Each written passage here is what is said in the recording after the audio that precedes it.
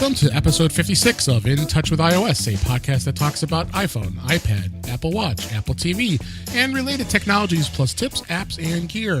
I'm your host, Dave Ginsburg, and my guest this week, I guess returning guest, is Mike Potter from the For Mac Eyes Only podcast and the organizer of Macstock. How are you doing, Mike?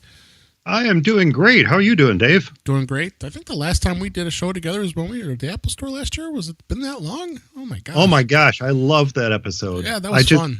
I actually just listened to it again the other day. It was a lot of fun. Yeah, we had a blast. I was just sitting outside, all the fun things going past us, and we were just talking about Apple stuff. That's what we love so much here. So I was on vacation last week, so there was a skip in a week. That's why you didn't get an episode. So that's why we're here this week. And so, of course, I'm reviewing a lot of stuff that happened last week that I got to enjoy from afar, but that's okay. We can still talk about it because there's lots of stuff going on with Apple right now, just absolutely crazy stuff, including all the new releases they announced. Of course, I was on your show with the Reaction Time episode, so we had a lot of fun doing that, and we did react. There was a lot of stuff you already knew, right? I think so, yeah. There wasn't a whole lot new with Apple having released all their hardware the week before. Yeah, so the new iPads, so I talked about that in the last episode, about the new iPads. We had those were released, and the new there's two iPads, of course the Macs, of course, and then I'm just having a brain cramp here. That was pretty much all the hardware they released. But it's going to be more exciting this year. There's going to be more stuff to come. So let's dig into this. So a couple of stories that caught my eye. Of course, they announced the News Plus app that incorporates the magazine service that Apple had purchased Texture last year, and the news here is that, of course, no surprise that the Texture service is going to be shuttered on May 28th. Of course, I'm sure you have no surprise of that either, right, Mike? No, not at all. In fact, I think that's kind of a sad side effect of the way the tech industry works these days, is buying up, the small companies and then shuttering them, right, versus allowing them to grow and become the best that they can be under new guidance and under new leadership. Right. So we're going to talk a little bit. I'm going to talk a little more about the News Plus and the News app after we get through some of these news stories. So, but that did happen. That was announced this week. So if anybody was a subscriber, you're going to just be moved over to News Plus. So, that's how it goes in this industry. So, the other I can say more amusing is probably a good word with the Apple AirPower. Officially, it was canceled by Apple. I in all the years I've been talking and covering Apple, I never thought Apple would do something like this and just say, "Oh, okay, we give up. It doesn't meet our requirements." What was your thoughts on this canceling? Not surprised. Yeah. Honestly, you can't take this long and then suddenly come out with a product that should have been incredibly simple for them to put out in the first place. Right. The second thing is I'm worried that this is a precursor for some other products that they talked about 2 years ago. Yeah. And I think that I do truly think that we're going to hear Apple say something very similar about the Mac Pro this year. Yeah, let's hope.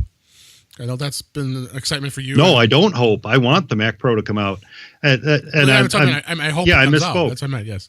I'm afraid that they're going to say that it didn't live up to their standards, and that by the way, this iMac Pro is just a fantastic device, and you should use that instead. And we won't see the Mac Pro, but that's a conversation I actually have in the queue on my podcast. So. Yeah. That'd be a good conversation. But, it's just like iPads. I never thought that they would all of a sudden just come out with the iPad Air, and then they came out with the iPad Mini. And we'll talk a little bit about that, both those in a little bit here. But hearing people rave reviews about the iPad Mini. So, but yeah, I'm not surprised with the AirPower that they decided to just cancel. Well, I thought the AirPower wasn't needed. It wasn't needed. There's so many third-party devices out there as it is anyway. Absolutely. That they should have just stuck with that and been fine with it. So, sometimes you'll wonder.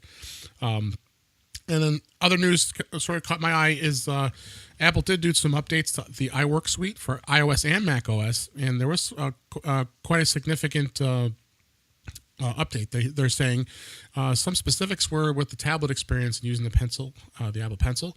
They're giving an example as Keynote, you can use the pencil or your finger to draw in a direction to animate an object or a slide. The other iWork apps like News and Pages don't necessarily do anything special, but I guess Keynote was kind of the highlight. Do you use any of these on your iOS device like iPad or iPhone? You know what? I don't. The only time I ever use Pages, Numbers, or Keynote, or let's be fair, Word or Excel or PowerPoint in iOS is when I'm just referencing a document that I've created or edited on my Mac. Okay. So typically it's more referential than it is to actually sit there and edit it. I have used the iPad to present Keynote presentations, but I wouldn't be creating the presentations on it. I find it a little too confining, but I will say that this draw a path with your finger to animate objects is pretty cool. Yeah, no, yeah, I think it's really cool that they added some of the stuff, and more and more stuff that's being enhanced on the iPad is just makes the iPad even more of a valuable device to have. So I'll link in the show notes for all the things that did update for this. Moving on, they did release the first public beta of iOS 12.3. The developers haven't. I believe it's in public beta if it hasn't been released already. And that's interesting to see that they're going to continue to do some more updates to 12.3. And of course, we probably will anticipate that iOS 13 will come out and will get announced during WWDC in the summer. And it says, and it's saying here a lot of the information includes that there's some new UI for the Apple TV. Of course, they got to get ready for the Apple TV Plus service when that's released. So that's gonna be happening. But it looks like there isn't much to it right now. Going from 12.2 to 12.3, like 12.2 was when that just came out. Of course, did you see anything that caught your eye on this? You know, I normally jump on updates right away, and I got a little burned. I'm sure you heard about this. I got a little burned with macOS 10.14.4 not authenticating properly to Google servers. Yeah, that was happening iOS 12.2 as well. Yeah, and so I had updated my iMac at the office to 10.14. I keep wanting to say 12.14, 10.14.4. And when that happened, I just stopped. And, that's not like me to do that. Normally, I'm jumping on all the updates all the time right away. Yeah. And as soon as that happened and I couldn't authenticate, and I realized that there was a rather large issue for Google users, which turns out to be somewhat of a combination problem on both Apple and Google's part. Eventually, it took Google to intervene to fix the issue, is my understanding of it. But anyway, as soon as that happened, I did not jump and update all my other devices. I specifically have my phone and my tablet set to not update automatically so that I can be a little bit more in control of it. But now that issue has been resolved, which it was resolved, I think, by Sunday.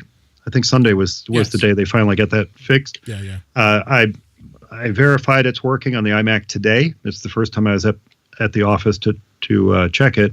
So I verified that it was working, and I'll probably go ahead and update all my other devices right away as well. Okay. So no, I have not updated any of them yet, and I'm kind of itching to. So are you talking about you haven't updated to 12.2? I haven't done that either. No. Oh, but you have some devices you put on beta as well, 12.3. I do not. Oh, no. Okay. So this was the beta they just came out with this too. So I was talking. No, 12.2 is out. Yeah, 12.3 is what I was. 12.3 is the beta. Yeah, that's the beta. Right. That was what I was talking about here. Gotcha. I'm sorry. Yeah, but the issue with both. Google. Yeah. The issue with Google was also in 12.2, wasn't it? That's what I had heard. That was, yeah, in 12.2. 12.3 was released not too far after it, but it's beta, of course. But and I always tell our listeners, proceed with caution with beta. Yeah, 12.2 is the one I've not updated to. Gotcha. Because of the Google issue. I rely on Google services for quite a lot, actually. Sure. Almost all my professional services and then my personal services all use G Suite, the paid service. And then, of course, I have a number of Gmail accounts as well. And really, what's funny is everybody was noticing it with email. Right. And that's not where I noticed the problem, because I actually don't use the Apple Mail app, which was the only one that was really affected by the issue. Right. If you use third-party apps, you don't have a problem at all. Where I noticed the problem was with my contact syncing. My calendars were fine because Fantastical worked just fine, communicating directly with Google services.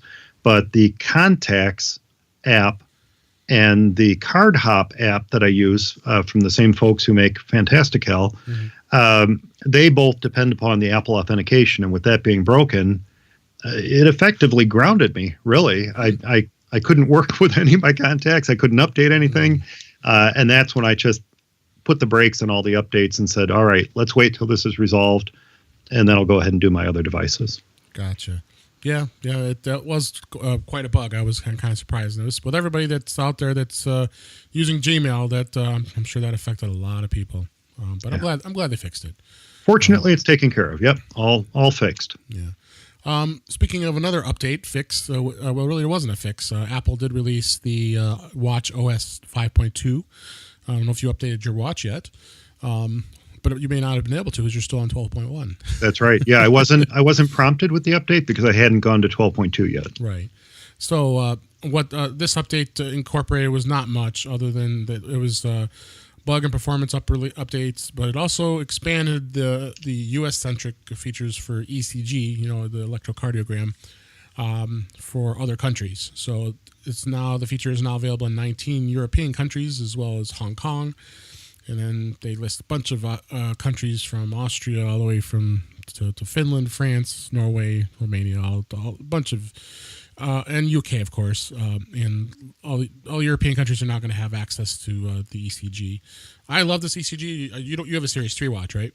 I have a Series 3. Yeah. So yeah, this feature is pretty slick on the Series 4 watch. So. That just make sure you check it in your Apple Watch app, and the update will come up, or it also prompts it. You'll see it come up, but to check that out. The other thing I noticed was Apple is actually going to sell an Anker product. Are you a big user of Anker products at all? I am. I love Anker products. Yeah. I was surprised about this. It's now Apple stores are going to now be carrying an Anker USB-C PowerCore Fusion battery and charger. So you could charge your USB devices, which would be like if you want to charge your iPhone, or you can charge your iPad Pro, which is a USB-C, or you could charge your MacBook. And it's a plug that it's called the PowerCore Fusion, and it serves both as a power adapter and a battery pack for the iPhone, iPad, and MacBooks. It's a 30-watt USB charger for charging, and it'll charge an iPad Pro and a MacBook with a standard USB-C cable. So, but being it's only 30 watts, looks like it's only going to really cover the smaller MacBooks. But still, this is a great. It's great to see that Apple is really expanding to other vendors beyond what they've been selling lately, and if they can really expand Anker, boy, this is going to be huge for them, for Anker, don't you think? Yeah, Anker. Correct me if I'm wrong, but Anker had always been traditionally an Amazon-only right seller. Yeah. So this is you're right. This is going to be huge for them. I think what is really telling about this is that Apple has always been good about embracing third-party products, but they really only embrace third-party products that live up to their standards. And so that says a lot for the quality product that Anker puts out there if Apple is willing to carry it in their stores. Yeah, exactly. So good news. And I'd love to see all newer products at the Apple Store. But but Amazon, we love Amazon, don't we? We get better pricing. So, hey, well, I will tell you, I purchased my Osmo Mobile 2. Oh, you my bought DJI Osmo Mobile 2 a year ago. When I bought that a year ago, I bought it direct through Apple because Apple had better pricing than on Amazon. Yeah, I bought it too. I got it for $129. It was I couldn't believe it when I saw it there. I talked about that previous episodes. Yeah, it's so sometimes you find deals at Apple Store. You never know. Other thing I want to talk a little bit about was this is kind of news as well as part of the announcements from the last couple weeks was the AirPods and the PowerBeats. PowerBeats There are the PowerBeats that they're just like the AirPods that go in your ear. They're more for athletics, and they have different sizing as far as the ear cups and all that stuff. And I've got a pair of those. They're nice. But Apple just released a PowerBeats Pro, a brand which it's got very similar to what the AirPods do, but a little bit more of a focus on fitness and working out rather than everyday use. Got an article on Macrumors that kind of did a comparison. I'm not sure if you're familiar with either one of these. Do you have AirPods, Mike? I am familiar with both, but I don't own either. Okay. I am pretty excited about this because I love the design of the PowerBeats Pro, much more so than the design of the AirPods. Yeah, and also the PowerBeats have a cord. I've got the PowerBeats, the previous one I'm holding them in my hands now, looking at them. They have an actual cord that connects between the two AirPods that go into your ears. These are true wireless. So true wireless, yeah. Just like an AirPod does. You don't have any cord to deal with. It's all wireless into both your ears, and being able to adjust. And you're right, exactly. That's the biggest challenge people have with AirPods is it doesn't fit in your ear. My wife, I got her a pair. We had to get some of those third-party clips so it stays on her ear. So a lot of times it just doesn't work. So they did some comparisons like sound differences. They do see a little bit of differences in sound. Really, what they're saying, I think, I guess the bottom line with this is the fact that it's everyday use, which is which what the AirPods are aimed for, whereas fitness, which is what the PowerBeats Pro ones are. So the cases are a little different in processor speed and having a Siri support. Very similar. It's got the H1 chip in both. So, and that was one of the big things. I have the AirPods 1, so I have the first gen. I have no rhyme or reason really to upgrade, because really the only difference that you're getting is a smidge difference with the chip and being able to say, hey, you girl, with you girl, and you have to tap it on the old version, whereas the new one you can just say it like you can on your iPhone, as well as the Beats do that as well. So battery life is a little more extended on both, and they seem to work. And there's a good comparison chart, which I'll link, I said, in the show notes about what it does. But I'm glad to see there's be a little bit of a competitor to AirPods, and they're competing with themselves. So it's both Apple's products. So from my perspective, this is a big competitor for the AirPods. This is actually one of those stories that made me kind of sit up and pay attention, because there are so many things about the PowerBeats Pro that I kind of wish the AirPods had. Some things I don't really care all that much about, but they come in different colors. Right. They come in black. They do offer noise isolation, which is pretty cool. Yeah. And one thing that I really noticed when I read the articles about it is that the battery life on the PowerBeats Pro is, I think, almost double the AirPods. Right. Yeah. Now they're bigger. They're a little bit bigger, so there's room for a larger battery and things like that in it. But they're, you're talking something like 9 hours of battery life on those. That's pretty darn impressive. Yeah, it is. And they are more expensive. They're $250, I think. So they'll tack close to $100 more for the wired charging model. I believe these are. Did it say they are wirelessly charged? The PowerBeats. The PowerBeats are not. No, they can't do Qi charging. No, they're charged within the case. You just have to plug it. Right. I knew that was going to get me. My wife's iPad has it turned on. Let me turn this off. And mute this or turn it off or do something to it. But yeah, it is pretty awesome that they that they came out with these. I'm very pleased to see something of a competitor to this. But yeah, it's going to be interesting to see how they sound. I want to check them out and see what they sound like. But I'm such a junkie with headphones. I mean, I have my Beats headsets I'm using as I speak here. I have the Bose QC35s. I've got the AirPods. So I think I'm pretty set on earwear for for listening to music and doing podcasts. You would hate all the earbuds and earphones I have sitting around in front of me right now. Oh. You would hate the ones I'm using. I'll tell you that. You get the lower end ones, or they were like $5 on Amazon, and pretty good sound on them. They are wired. I have to admit they are wired, but they have wood sound chambers on them. So that's supposed to, it doesn't, but it's supposed to give you better, deeper, richer sounds. Yeah. So I don't know. Hey, for $5, I'm pretty darn happy with them. No, yeah, why not? Meanwhile, the ones I just mentioned, you just know how much I've spent on those. So, well, yes, I do. Actually, the other ones I got free when I bought my MacBook Pro, so I guess I can't complain. I will admit I do have some really nice headphones too for podcasting and things like that. But what I'm wearing right now are just some cheapos. But yeah, it runs the gamut depending on what your needs are, of course. Yeah. So other thing I wanted to take a look at, Macrumors actually posted a link from iFixit.com. They did share a teardown of the resurrected iPad Air and confirmed the specs that was in it. No surprises.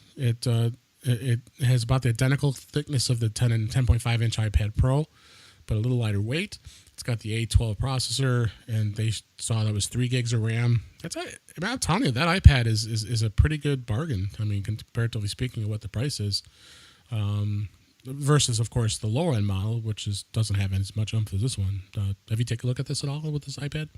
Not in person, but the specs are great on it. Yeah. But I'll tell you, I'm pretty darn happy, and I would even say impressed with that $329 iPad. Oh yeah, we talked about that last week, last episode. Yeah, it's quote unquote low end, but hey, it's a perfect consumption device to just sit there on your coffee table, and, sure. and as it is, it's a 10.5 inch iPad Pro that's on my coffee table that I'm using. Yeah. But that has another function in life, and that's to control the cameras at Macstock. So that's there you go. There's an actual reason for having the iPad Pro in that case. And I mentioned this before. I haven't checked Amazon lately. They were selling that low end iPad for $249.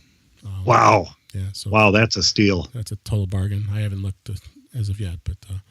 I keep telling people check it out there. It's well worth its investment. So, absolutely. So one more story I wanted to which will lead into the first discussion I'd like to talk about is the News Plus app. Is the subscriber numbers? There was an article in Macrumors that over 200,000 people have already subscribed to the Apple News Plus in the first 48 hours after it was launched. I would probably be one included. So, of course, Mike, unfortunately, you weren't able to do this because you don't have 12.2 as of yet. No, not yet. But they, of course, it's rumors, so it came from unnamed sources. So it sounds about legitimate to me. And that was more than one the texture service the Apple News Plus is based on had during its peak. So Apple's name has a lot to drive, I tell you. And including all the 200 magazines and the Wall Street Journal, Los Angeles Times, it's definitely interesting going to be to see where this goes with magazines. I'll give you my experiences in a minute, but did you have any thoughts about this at all? No, we did talk about this briefly on the Reaction Time episode last week. Quite honestly, this doesn't really flip my trigger all that much. Sure. I don't read a whole lot of magazines as it is, and the ones I do read, I tend to subscribe to. And yes, I get print versions of them. And I think I specifically mentioned Wired last week. And the reason I subscribe to Wired, it's a little like why some folks subscribe to the print edition of National Geographic. It's not so much about. It is about the content. The content's great, but it's also about the experience. And there's something about the high quality covers that they put on Wired and National Geographic, and the high quality print and paper that they use, that just makes reading it a pleasure versus just merely absorbing the content through, a glass and LCD display. So, that's a higher end magazine. And then the other magazines I subscribe to are actually imports from the UK. So I subscribe to a Linux magazine and a magazine called Net. And both of those come over here from the UK. And I like getting the print editions of them. And that's what I get. And it's really not that much cheaper to get the digital version. So I get that, but that's about it. I think I still somewhere get Mac Life. Yep, I do. Magazine. I just renewed still it, get actually. that. Yeah. Shout out to the Mac Life folks, because I got a nice email. They said, of course, it's automated, but we're so happy to have you as a subscriber, because it's subscribed for 2 more years. But which is actually that's the same publishing company that publishes the 2 UK magazines it's Future Publishing. Mm-hmm. Yeah. Yep. And they put out some fantastic tech magazines. They do. And I don't get a whole lot of magazines, and having extra content just for the sake of having that content doesn't necessarily appeal to me. Yeah. But I get it. There's a lot of folks who love to sit there and absorb all the stories and all the different viewpoints from all the different magazines, and that's great. And something like News Plus is perfect for that. Yeah, and that would be me, because I love absorbing content, and I'm starting to fall in love with this. The magazines you just mentioned are in News Plus. I just added them to my list, Net and Linux Format. That's probably the one that you subscribe to. Yep. Yes, it is. And then, of course, they have Mac versions of their Mac Format, and that one is out there as well. And really, I think they did an amazing job with this app. It's crisp. It's got super easy navigation. You mentioned Wired magazine. I'm looking at the latest issues that's got the cow on the front cover. I don't know if you have that. Mm-hmm. And it's showing the cow as you move it. It's in 3D. It moves around, and then of course the Wired logo is like going in and out like a TV's screen. So they're doing pretty cool animations in a lot of these magazines. I think National Geographic did the same thing. Their cover had cities. I believe that was shown during the event, showing how 3D worked and what they've done with this. And I think the app itself was really nicely organized. Before I wasn't as much of a heavy user for it, but the nice thing is you can add all of these different feeds that are in the news app, including the Wall Street Journal, which you do. I'm still questioning what you have access to. I think you have access to most of the stuff, but not all of it. I think that the paywall that Wall Street Journal has is they want you to subscribe.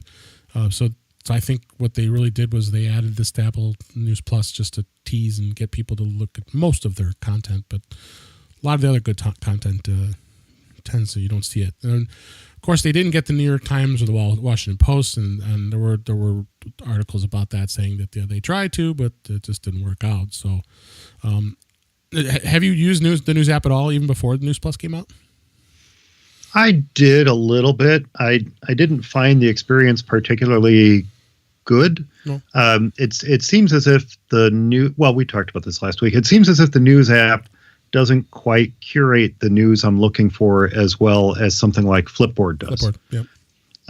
Flipboard is they're both human curated, right? But it seems to be a little bit better about suggesting content that I'm looking for, as does the Google News app, which is not really a news app itself. It's more the Google app, really, where you tell the types of interests that you have, and then it magically pulls up stories about Star Trek and the Marvel movies and DC movies coming out and tech news. And the Google one that's freaky in how accurate it is in terms of presenting content that I'm looking for.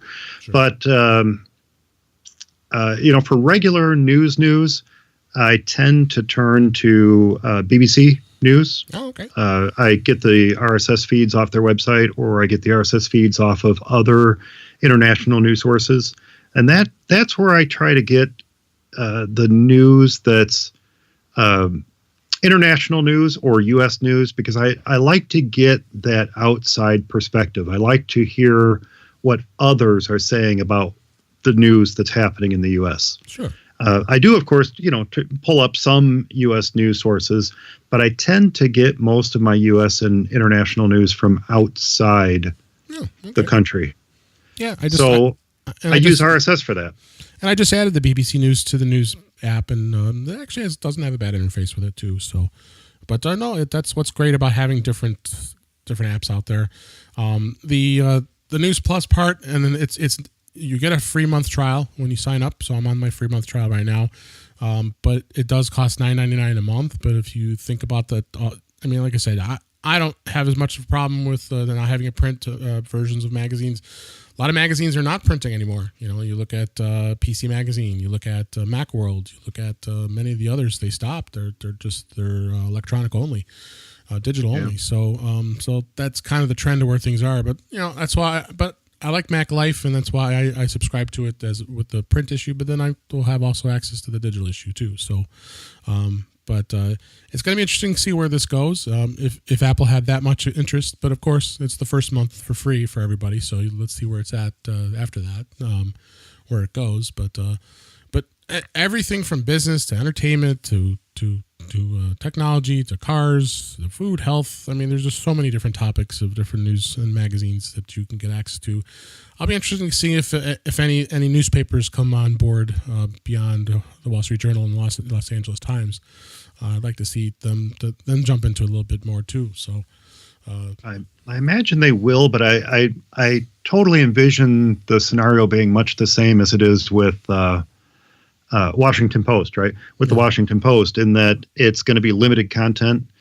They can't be asking people to subscribe for, I think the Washington Post is $40 a month for all their news, something like that. Yeah, it might be less. And than then, that, is it? Okay. And then say, all right, for $10 a month, of which a mere fraction comes our way, we're going to still give you all the same news content. I just don't see that happening. I do see them saying, oh, okay, for the fraction that we're getting of this $10 a month you're paying Apple, we're going to give you X amount of stories for free that you would otherwise need to pay for. And I think most newspapers are in the order of you can read 3 stories or something like that. Right. Never mind that you can reset your cookies and read more stories, but you can read so many stories and then you have to pay. And I imagine that's what most newspapers are, that's the relationship they're going to have with Apple. Yeah. And they'll just say, okay, well, rather than stopping you at 3 stories, we'll stop you at 10 stories, or we'll stop you at 20 stories, or whatever it is. It'll be something more than you get from the free site, but it won't be the full content like it would be if you subscribe directly to them. I just don't see how that would be a tenable arrangement. Yeah, I agree with you. So check out the News Plus app. I say you could subscribe from your iPad. The iPad is just an amazing experience. Especially I've got the iPad Pro 11-inch. You see it. Reading these magazines is just a joy. I mean, I've had a lot of magazines in PDF format, and the PDFs look good too. But this they did good things with it. It even looks great on the iPhone. Of course, I have the XS Max. That helps having a bigger screen, but that helps a little bit. But it does have a good experience. I even tried it on some of the smaller screens, and it's a good experience. So check it out. The other thing Apple announced was the Apple Card, the credit card. Were you surprised? All surprised at that at all that they announced that at all? A little bit. I would have been more surprised if Apple announced that they were going to become a bank. Yeah. And really that's not what happened. Basically, as you know, as we talked about, they didn't announce that they are themselves going to become a bank that's standing behind this. They're instead working with a financial institution to give you this card. So in a way, it's a lot like the relationships that other companies have with credit cards, like Disney has with Chase, or other organizations have with I don't know, who are the other ones out there. With bank? You mean with credit cards? Yeah, Chase, where you get your reward cards and things like that. Chase, Bank of America, Citi. That's the other one I was trying to think of. Yeah. So it in a way it's very much the same type of relationship, but what's very different about it is that the entity, in this case Apple, that's asking the financial institution to provide these cards to its customers is the one wagging the dog. Yep. Right? Apple is setting the terms by which they will allow them to issue cards to Apple's customers. And that's the one thing Apple does better than anyone else, is saying, look, this is the way we want it to work. And if you're not willing to work with us, we'll find someone else who is. Yep. And there's a lot of benefits to companies that are willing to work with them in that regard. By the way, I just updated my phone to 12.2 while we were talking, so that I can check out some of this stuff. I twisted your arm. You twisted my arm, and I'm going to check out some of the stuff. I'll check out the news app and things like that, but not while we're talking. I'll check it out later because I don't want to be distracted by this. But yes, I had to see what you were talking about. So I'm glad I had a little influence on you. But yeah, the credit card is going to be interesting. It's through Goldman Sachs, which is a pretty reputable bank. And signing up is going to be very easy. You do it right from the phone, which is cool. I just want that card. I have that card, my titanium card in my wallet. Come on. It'll look like some class. I have an Apple credit card in my wallet. It's going to be interesting to see how that card looks. It's like having one of Steve Wozniak's metal business cards. Exactly. Yeah. But I want it. Or Adam Christensen, he had some special cards too that he was giving out to people, to his supporters. Yeah, I'm still waiting for it. I'm a supporter. he's still making some new ones, but yes. So they're they're pretty cool cards. If you take a look on Apple's website, they do show it pretty proudly. So let's kind of just step away and let's do some tips and talk a few things. I'm gonna run some tips here. You may not even know I'm gonna talk about here yet, but I wanted to throw some tips out here. So, because that's what people want to listen to here is learn a few things about what they can do with their devices. One of them that caught my eye was how you're able to access the keypad and to change the audio output during an Apple Watch call. You make phone calls on your Apple Watch at all? I don't make calls. I receive calls. And too. It's fantastic. I love that feature. It's your hands-free distracted driving. Yeah. Without needing to purchase yet another piece of equipment to run in your car, which, by the way, never worked well for me in the first place. And yet the Apple Watch works perfectly for doing that kind of stuff. Yeah. So during an actual Apple Watch call, what you can do is you actually can swipe from the bottom when the call's on there. It'll bring up a second menu. Then the menu will show two options: the keypad or audio. You can tap keypad, and then that opens up the keypad. If you need the option, like maybe you're connected and you need to type in the numbers, you could do it from your watch. And then audio, you could switch the audio from your Apple Watch to any other nearby connected devices by tapping audio, and then you may have like a Bluetooth device or maybe your AirPods or something. You have that option right there to switch. I didn't even know this, and that's why it caught my eye here that you have access to those two things during a call. I did not know that. That's pretty cool. Yeah. Although, like I said, in my case, I usually use it when I'm driving, so that would then fall into the distracted driving category. So I probably would not end up doing it. True. But I do like being able to pass calls from the watch to my phone. Oh, yeah, for sure. When I'm done taking that call and I'm at a place where I can use the phone, being able to pass it over is really slick and, of course, very Apple-like that you can pass it back and forth like that. No, yeah, I've done that many times.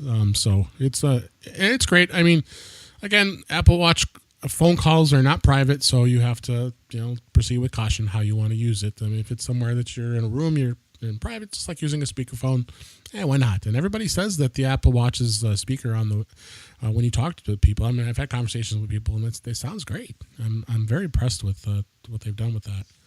I'm sure people have told you that as well when you've talked to them. Well, not only does it sound great to you, the person who's using the watch, but it turns out it actually sounds really good to the people on the other side, too. That's what I meant. Because I've questioned a lot of folks afterwards, or I've told them, I'm like, oh, sorry, I'm talking to you on my watch. So, and they're like, really? It sounds perfect. It sounds like you're talking on a regular phone. And I'm blown away by that. Yeah. I'm blown away by the fact how good the call sounds on the other end. When I went out, like I said, and I purchased this expensive, it wasn't cheap at all, expensive Bluetooth device for my car, and I could never get it to work well. Yep. And now to have this watch on my wrist, and I can just sit there, resting my chin on my hand and talk to people, is just amazing. Yeah. And check that out. It's a great tip, and it's a great way to use your Apple Watch. Other one that caught my eye was how to leave a group text on your iPhone. You ever been in group text and you get tired of those texts going back and forth all the time? I have. Have you? I've been in I don't get in too many group texts, and part of there's a reason for it, and it's because people don't know my iMessage phone number. Okay. They know my Google Voice number, and that one's somewhat limited in what can be done. But sure. I do occasionally get into them. And then, yes, when people forget that you're in that group text and you keep getting text, even if they don't intend for them to go to you any longer, or they pull up an old conversation, they just see the first name and they're like, oh, I want to send the person, this person a text. And they're actually resending it to everybody that was in that group text. Yeah, gets to be a problem. Yeah. So, I mean, easy way to do this is when you open up messages, then you open up the group text that you want to leave. Then you tap at the top of the header of the conversation to where the initial bubbles are. Of course, this only applies to people who are iPhone users, so using iMessage. And then once you get past the bubbles, you just tap the info icon. And then towards the bottom, there's a choice there. Leave this conversation. And then it pops up again. Are you sure? And then you tap done. You're gone. Then no more texts that are coming through. They'll drive you crazy with group texts because sometimes you're done with the conversation. You don't want to deal with it anymore. So it's always a good thing. So last tip I wanted to talk about a little bit was my experience. Were you familiar? And I've talked about this on previous episodes, but I actually went through it. Is the eSIM? The eSIM is now in the iPhone 10s, the 10s Max, and the 10R. Were you familiar with this at all? eSIMs? Yeah. Oh, yeah. Oh, I'm familiar with them. I don't use one. It's not in the 8 Plus, is it? Right. Yeah. So no, I don't use them. I was itching once I found out that this was in the 10s Max. So I'm on T-Mobile as my carrier. So it does have dual SIM cards. So basically, it's going to be the eSIM, which is an electronic SIM that's built into the phone, and then you have the physical SIM that would go into the device. What's great about being on the eSIM now, if I decide I want to travel somewhere overseas and I decide, I want to have this my primary phone as well as that secondary carrier, let's say in Italy, I can put in, get a local SIM from that country and be able to have two phone numbers working on the phone at the same time, which I think is pretty cool. But as far as setting it up goes, it was pretty flawless for the most part. So what the carrier is going to do is the carrier will send you to activate the second plan is you scan a QR code that the carrier will provide you. Well, in the case of T-Mobile, I was not making this as a second line. I was making this as my primary line because I don't want to use that other SIM anymore. I want to use the eSIM. So they had to actually send me a URL to click on the phone over wireless to activate it. So then you go in and you open up the settings once you do that, tap add cellular plan, and then you either scan the QR code or do the URL like I mentioned, and then you have to manually enter any of the information as far as that goes.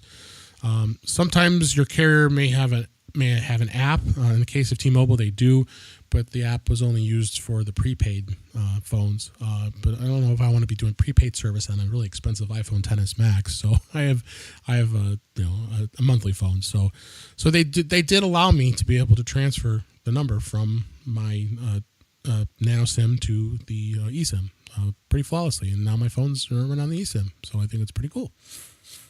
And you have two numbers, right? Or did you not keep the other SIM?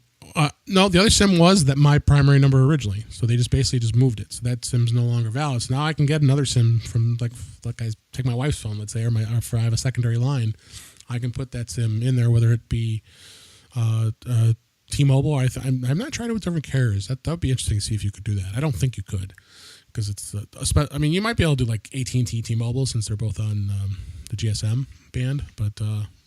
Why would I have an AT&T line, right? You should be able to port from one carrier to another and stick with eSIM, I would think. In fact, no, I take that back. You can because the Google phone you can do that because it has the eSIM as well. Right. Android and the Pixel 3, and the Pixel 2, and the Pixel 2, which I've played with. You can have Google Fi for one of your carriers, and then you could have. T-Mobile as your other carrier as the nano SIM. So I think you could. I probably could put Google Fi in my iPhone if I wanted to.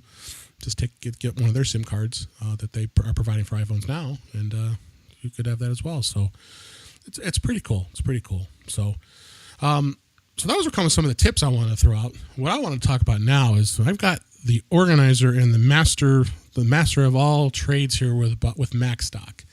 And Macstock is now in its 5th year, right? Going Fifth into year. Fifth year. I can't believe it. I met you 5 years ago. You got the first edition of Macstock off the ground in, what was it, 8 to 10 weeks? Was it? Yeah, it was something more like 6 to 7 weeks. Was it 6 to 7 weeks? Okay, I was being generous. You were being very generous. And we were able to get that off, and I enjoyed that first year doing my presentation. You and I became good friends, and I've met a lot more friends as well. And I've also met Barry Fulk and Chuck Joyner and Allison Sheridan, and I've got all these new friends now because of Macstock. Why don't you tell everybody a little bit about Macstock in itself and what your thoughts are, and why should everybody be going to Macstock this year? Well, I think you kind of hit the nail on the head there, Dave. Talking about the networking, talking about meeting new friends. When I go back and I reflect on new podcasts that have started up, new friendships that have formed, people that have joined other podcasts or other shows or just gotten into totally new non-podcast related ventures. I mean, I don't want this to sound like it's a podcast thing. It's not. It's more about the Apple community. And seeing the bonds that have formed over these past 5 years has just been, oh my gosh, it's been so incredibly gratifying to me, because that is really what's kind of at the heart, at the core of this Apple conference is the bonds and friendships that form. But then, the other thing that's important to me about Macstock is the kind of the educational side of things. And that sounds a little dry. It sounds a little boring. But when you hear the people who present, when you hear Allison Sheridan and Chuck Joyner and David Sparks, who's going to be presenting this year, or Kelly Gumont, who presented last year, these are all exciting, dynamic, fun people to hear give talks. And, it's not this kind of boring droning from the stage. It's actually interacting with the folks who are there, and then taking it a step further and continuing to interact and learn and grow from the conversations you have in the hallways at Macstock. So, that's another big part of it. I mean, you can't have a conference without learning new stuff. And as I talk to people, they say, you know what, you got a fantastic lineup of speakers. And if I can just learn one or two great new things this weekend, it will have been a successful weekend for me. So really, every year we just kind of take it a little bit further than we have the year before and try something new. And one of the new things I started last year was theming it. Last year, Macstock was themed to productivity. I thought we had a fantastic weekend. We had a lot of great talks, all kind of, fitting within that theme of productivity. And this year, the theme is create. And what I've asked speakers, including you, Dave, because you're going to be joining again from the stage this year. I'm so excited. I know it's another good one too. Haven't announced the actual talks yet. I'm making my way through announcing the speakers. So I'm waiting for everybody to be excited. When you can announce them.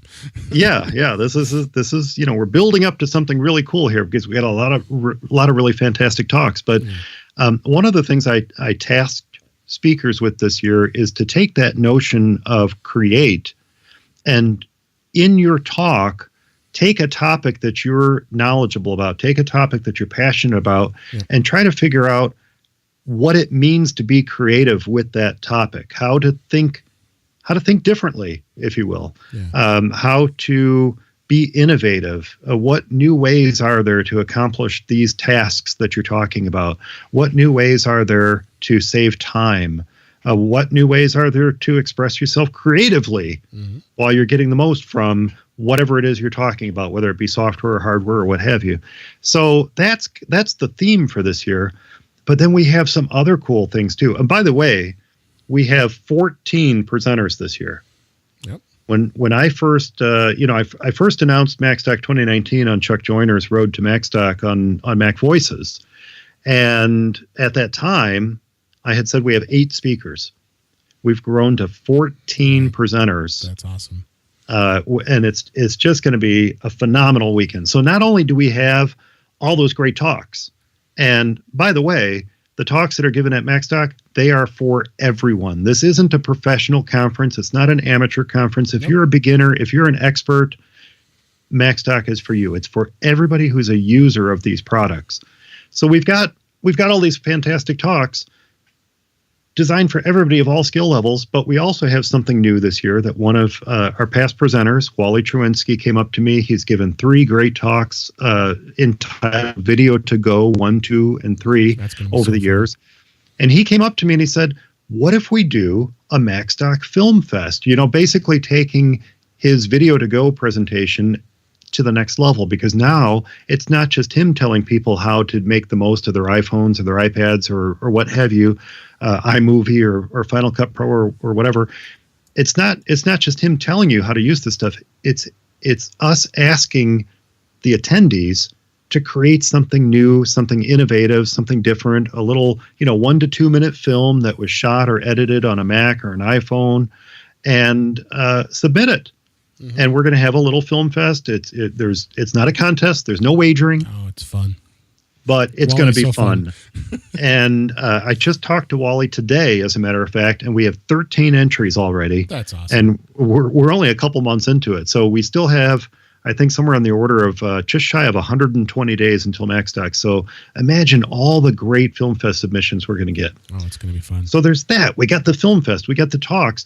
And then on top of that, Dave, food. We have Mac Power Users episode 500. Yep. And it just so happened that episode 500 was going to take place right around the time of Macstock. And David Sparks rang me up and he said, Mike, what do you think about us doing episode 500 of Mac Power Users live at Macstock? And I said, yes. Yeah, absolutely. So we've got Mac Power Users 500 that's happening Saturday night as well. That's going to be fun. So it's just going to be a great weekend.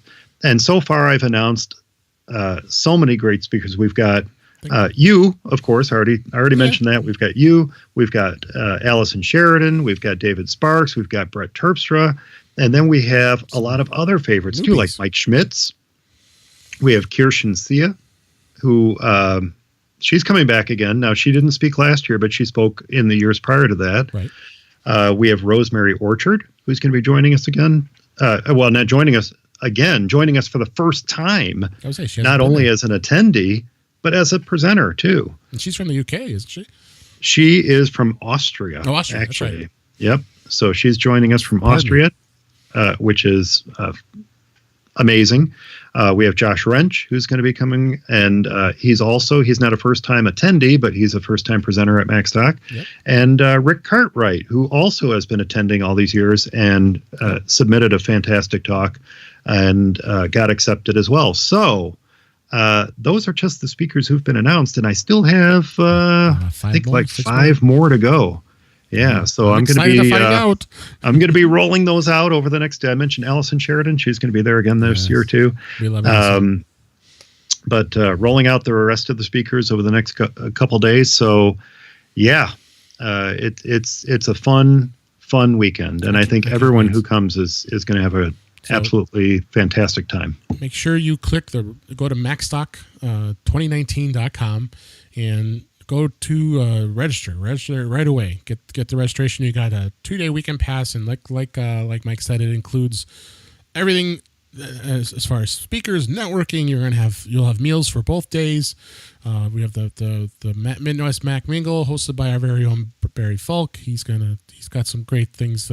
He was just on Chuck's show too for Mac Voices. Check him out. He gave some good details of what's going on with his fun between throughout the week and the weekend.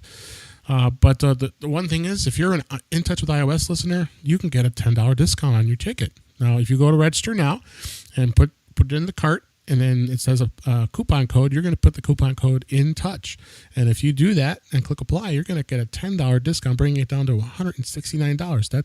That is such a bargain. I'm not just spotting out because I love Macstock, but I think this is going to be something that's beneficial for you. I do love Macstock, but well, not only that, Dave, it's not just $10 off. Keep in mind, that's $10 off the early bird price. Early bird price, yes. So the early bird price is already reduced to $179. So that's $70 off. So with your coupon code, people are going to get that extra $10 off the early bird pricing. So it's really a special deal for anyone who's listening and wants to use that code. So please use the code INTOUCH, and you won't regret it. And we would love to see you out there. I want to meet some new friends out there, and I've met some good folks. I can get some got some good folks that were there last year, and their friends as well. And I get emails from folks that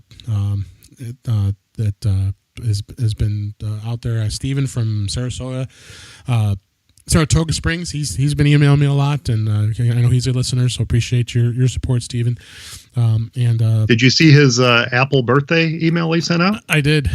I did. He's awesome. See, yes. Talk about someone who's perfect for the Macstock Film Fest. Yes. He creates these nice little videos. I think he uses clips. Yeah, I talk about the clip. I use the Talk About the Clips app here, and they're really clever, really fun. Yeah. And he sent me one the other day, and I told him, I said, he happened to use some Disney references, and I said, anytime someone uses a Disney reference in a clip like that, you've got my attention.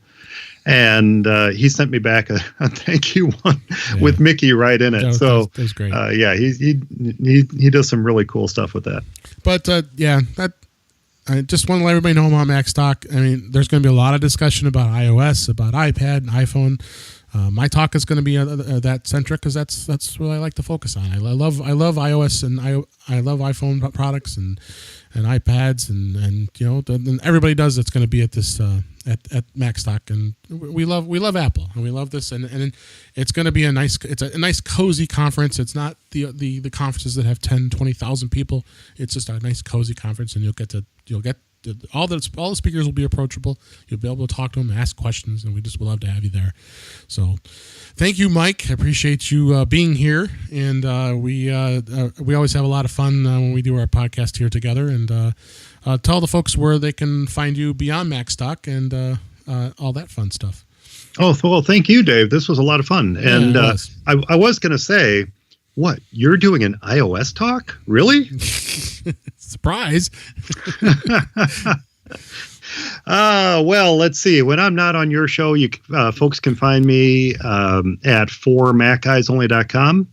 That would be my podcast. And also, of course, Macstock2019.com. That's, that Macstock wouldn't exist if it wasn't for Mac Eyes Only and the wonderful community of listeners that I built up there. And I just really appreciate all the support I've had throughout the years, and that's what made Macstock possible. Yep. So Macstock 2019, and both of those places have contact pages. So if you want to chat with me about anything, reach out, and I'm always available. Yep, and I'm on your show from time to time as well. So that's right. Love being on your show as well. So you got me started doing this thing, and look what happened. Sorry about that.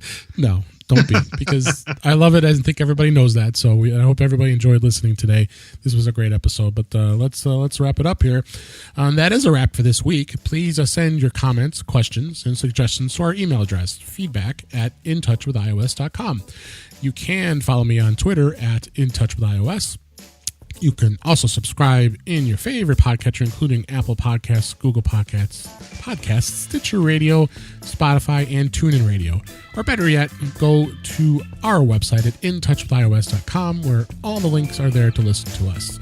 I am Dave Ginsburg, and you can also find me on Twitter @DaveG65. Again, thank you, Mike Potter, for being here today. My pleasure. Always great to be here. Thanks for listening, and we will talk to you next time.